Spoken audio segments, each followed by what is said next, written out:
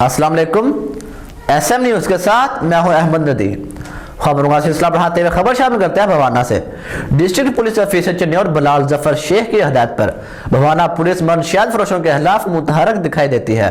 SHO थाना भवाना एजाज इमरान ने कार्रवाई करते हैं मनशियात फरोश मोहम्मद इकबाल को रंगे हाथों गिरफ्तार करके इसके कब्जे से 1650 ग्राम चर्स और नकदी भी बरामद कर ली। इसी हवाले से मज़ीद तफसीलात जानते हैं अपने नुमाइंदा मोहम्मद अफजल रमाना से।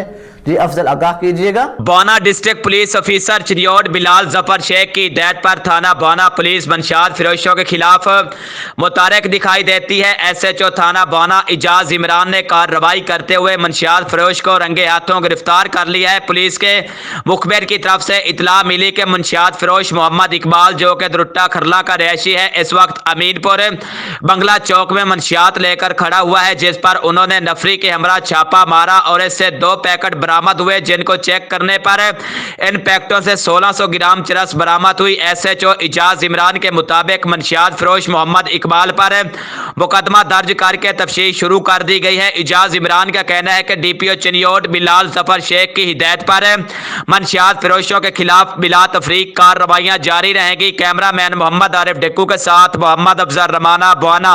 बहुत शुक्रिया अफजल तफसीलात से आगाह करने के लिए।